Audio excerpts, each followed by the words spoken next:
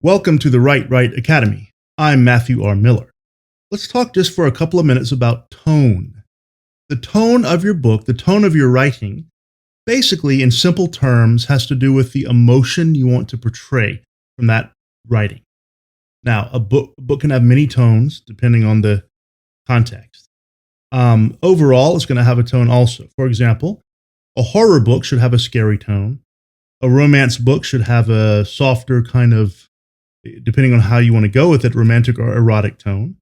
An action book is going to have a kind of a fast tone, violent tone, right? So tone is basically how you want your reader to feel when they read the book.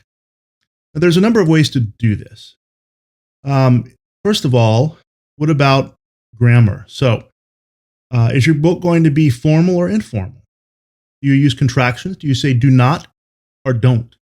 That's going to determine things like how the book feels. Is it supposed to be formal, or is it supposed to be real easy, like someone might speak? Syntax has to do with how the words are arranged, and punctuation. So commas tend to, in longer sentences, put a pause. Semicolon is a harder pause. Period is a break. So think about that. When might you want short sentences? Well, if there's an action sequence or a fight scene, you want short sentences because you want the reader to be there, like a fight, right? If you're describing something beautiful, you want longer sentences with more, more phrases in them. Okay, your choice of vocabulary is going to determine the tone of the book.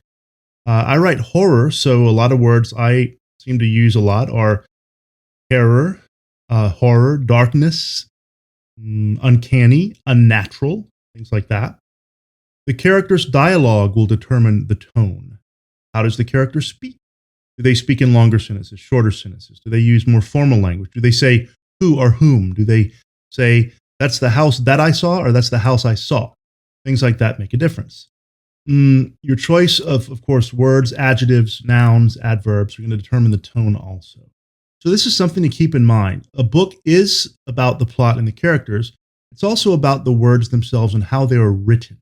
Okay, and this changes over time. In, for example, the Victorian era in English literature, sentences were much longer, much more formal.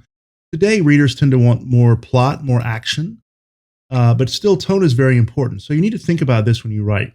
The words you use, the punctuation you use, the length of phrases, things like this are going to determine your tone, how the reader feels when they read the book. It's just something to keep in mind as you write. Don't just write things as they come to your head. Think about how you're putting them down. Think about the way the words will come across to the reader. And that will help your book, elevate it to an even higher level when you have a tone. Because you want the reader to come away from your book with a feeling, right? You want them to remember it. You want them to miss it when it's gone. So that's tone. Hope that helps. If you like the video, please like and subscribe. I'm Matthew R. Miller with the Write Right Academy.